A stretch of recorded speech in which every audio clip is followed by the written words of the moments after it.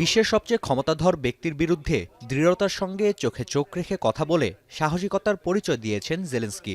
মার্কিন president, vice president, এমনকি সাংবাদিকদের তির্যক মন্তব্যের পরেও রাশিয়ার সঙ্গে সমঝোতার প্রশ্নে আপোষহীন ছিলেন ইউক্রেনের সরকার প্রধান। নিরাপত্তার নিশ্চয়তা ছাড়া খনিজ চুক্তি হবে না বলেও নিজের অবস্থান ধরে রাখলেন তিনি। আর এতেই বিশ্বনেতাদের সমর্থন গেছে জেলেনস্কির ঝুলিতে।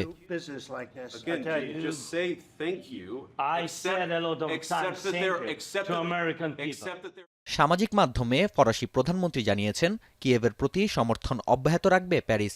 জানান, ইউক্রেনের সার্বভৌমত্বের সঙ্গে জড়িয়ে আছে ইউরোপের নিরাপত্তা। সমর্থনের বিষয়ে একই আশ্বাস দিয়েছেন কানাডার প্রধানমন্ত্রী জাস্টিন ট্রুডো। তার দাবি, অবৈধ ও অযৌক্তিক রুশ আগ্রাসনের বিরুদ্ধে ৩ বছর ধরে দৃঢ়তার সঙ্গে লড়াই চালিয়ে যাচ্ছে ইউক্রেন।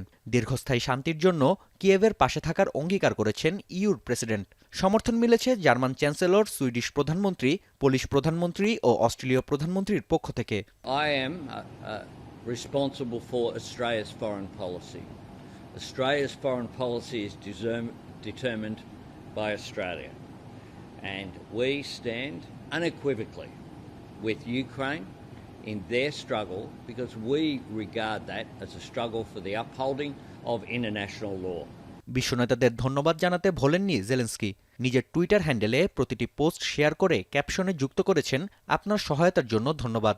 আলাদা পোস্টে ধন্যবাদ জানিয়েছেন মার্কিন কংগ্রেস, সিনেট সদস্য, এমনকি দেশের জনগণকেও। যদিও ভিন্ন মত মিলেছে, ধারণার মতোই ডোনাল্ড ট্রাম্পের প্রশংসা করেছে রাশিয়া। জেলেনস্কিকে অশ্রাব্য ভাষায় সম্বোধন করেন দেশটির সাবেক প্রেসিডেন্ট ও বর্তমানে সিকিউরিটি কাউন্সিলের উপপ্রধান দিমিত্রি মেদভেদেভ। অন্যদিকে পররাষ্ট্র মন্ত্রণালয়ের মুখপাত্র জানান, বখাটে জেলেনস্কির গায়ে হাত তোলা থেকে বিরত থাকার মাধ্যমে অলৌকিক ধৈর্য ধারণের নজির তৈরি করলেন ট্রাম্প ও ভ্যান্স। হাঙ্গেরির প্রধানমন্ত্রী ভিক্টর অরবান নিজের টুইটার হ্যান্ডেলে লেখেন, সবলরা শান্তি প্রতিষ্ঠা করে, যুদ্ধ করে দুর্বল ব্যক্তিরা। শান্তির পক্ষে অবস্থান নেয়ায় ট্রাম্পকে ধন্যবাদ দেন তিনি। মার্কিন প্রশাসনের মন্ত্রীরা প্রেসিডেন্টের ভূয়সী প্রশংসায় ব্যস্ত ছিলেন। অন্যদিকে ডেমোক্রেটরা ট্রাম্পের আচরণের সমালোচনা করেন।